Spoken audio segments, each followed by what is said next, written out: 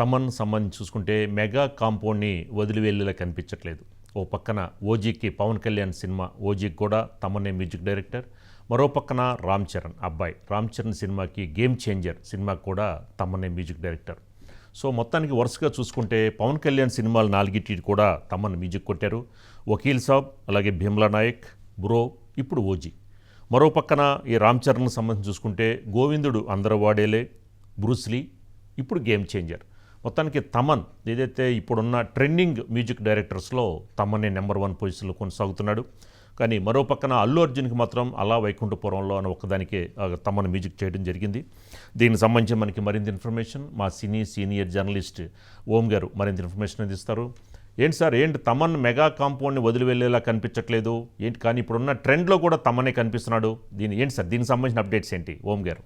అంటే యాక్చువల్గా రాజు గారు, తమన్ను అక్కినేని నాగేశ్వరరావు గారి కుటుంబానికి చాలా సన్నిహితం అండి. అంటే తమన్ తాతగారు నాగేశ్వరరావు గారు కూడాను చిన్నప్పటి నుంచి ఫ్రెండ్స్, విజయవాడలో కలిసి మెలిసి ఉన్న వ్యక్తులు. కాబట్టి సినిమా రంగంతో తమన్కి కొత్త అనుబంధం ఏం కాదు. అతను మామూలుగా వాద్యకారుడిగా చిన్నప్పటి నుంచే ఉన్నాడండి. ఆ రకంగా సినిమా రంగంలో ఉన్న వాళ్ళు పెద్దవాళ్ళు సినిమా రంగానికి సంబంధించినటువంటి కల్చర్ కావచ్చు, లేకపోతే ఎలా ఉంటుంది ఏమిటి అన్నది అతనికి తెలుసు. అంటే ఏదైనా కానీ ఒక సినిమాకి తమన్ అసలు ఇంత వేగంగా పెరగడానికి ప్రధాన కారణం ఏంటంటే ఫాస్ట్నెస్ అండి. ఏదైనా కానీ ఒక పాట సిచ్యువేషన్ చెప్పంగానే ఇమీడియట్గా, అంటే అప్పట్లో సంగీత దర్శకులు రోజుల తరబడి ట్యూన్ చేయడానికి టైం తీసుకుంటున్న టైంలో తమను వితిన్ డేస్లో ట్యూన్ కట్టి ఇచ్చేసరికి అందరూ కూడా తమన్ వెనకాల పడ్డారు. అలా మెగా ఫ్యామిలీ కానీ మెగా హీరోస్తో కూడాను అతను సినిమాలు చేయటం అనేది ఎప్పటి నుంచో మొదలైందండి. ఎందుకంటే ఇప్పుడు మనం ఇది చూసుకుంటేనండి, అల్లు అర్జున్ది కానీ లేకపోతే అల్లు అర్జున్ తమ్ముడు శిరీష్కి కానీ అతను శుభమస్తు చేశాడు, గౌరవం శ్రీరస్తు శుభమస్తు చేశాడు, గౌరవం అనే సినిమాలు చేశాడు. అలాగే అల్లు అర్జున్కి వచ్చేసరికి రేసు గౌరవం అండి, బ్లాక్ బస్టర్ మూవీ. అలాగే సరైనోడు చేశాడండి.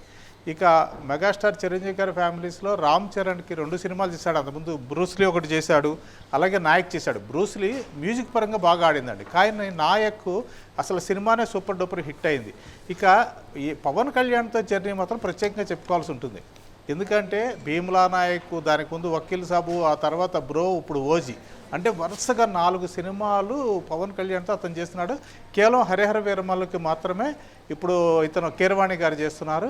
ఇక రామ్ చరణ్ అంటే బాబాయి అబ్బాయి కాంబినేషన్లో మ్యూజిక్ డైరెక్టర్ అనుకున్నప్పుడు అండి, నిన్నేనండి ఈ గేమ్ చేంజర్ సినిమాకి సంబంధించి 2వ సాంగ్ రిలీజ్ అయిందండి. ఫస్ట్ది జరగండి అనే పాట మంచి విజయం సాధించింది. నిన్న విడుదలైన సాంగ్ కూడా సూపర్ డూపర్ హిట్ అయింది. అనంత శ్రీరామ్ దాన్ని రాశారు.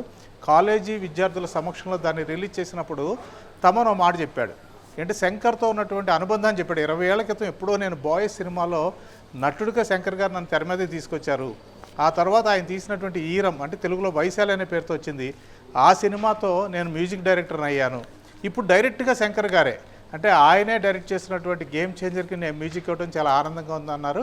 శంకర్ కూడా ఈ సినిమాకి సంబంధించి ఇప్పటిదాకా నేను హీరో ఇంట్రడక్షన్ సాంగ్స్ ఏం చేయలేదు, కానీ ఫస్ట్ టైం నేను రామ్ చరణ్ కోసము ఈ పాట చేయాల్సి వచ్చింది అన్నారు. ఇందులో రామ్ చరణ్ ఐఏఎస్ ఆఫీసర్గా నటిస్తున్నాడు.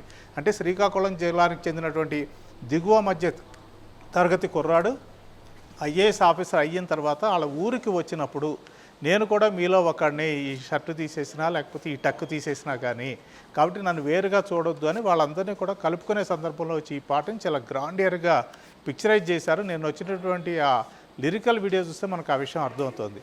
అలాగే ఇప్పుడు పవన్ కళ్యాణ్తో తీస్తున్న ఓజీ కూడానండి, తమన్ దాని మ్యూజిక్ ఇస్తున్నారు. దాని మీద కూడా విపరీతమైనటువంటి క్రేజ్ అనేది బాగా వచ్చేసిందండి. ఎందుకంటే అది బ్యాక్గ్రౌండ్ స్కోర్కి చాలా ప్రాధాన్యం ఉండేటువంటి సినిమా. అండర్ గ్రౌండ్ ఇదిగా చేస్తున్నాడు పవన్ కళ్యాణ్ అందులో. కాబట్టి అండర్ వరల్డ్ డాన్గా చేస్తున్నారు. కాబట్టి ఆ రకంగా ఇటు బాబాయికి అటు అబ్బాయికి కూడా తమన్ మ్యూజిక్ ఇస్తున్నటువంటి సినిమాలు చాలా ప్రాధాన్యత సంతరించుకున్నాయి. అలాగే ఇక్కడ సందర్భంలో ఇంకోటి చెప్పుకోవాల్సింది ఏంటంటే, చిరంజీవి పవన్ కళ్యాణ్ అండి, వాళ్ళిద్దరికి సినిమాలకు కూడా ఇప్పుడు కీరవాణి గారు ఇస్తున్నారు. ఇక్కడ చిరంజీవి విశ్వంభర, దానికి కీరవాణి మ్యూజిక్ ఇస్తున్నారు.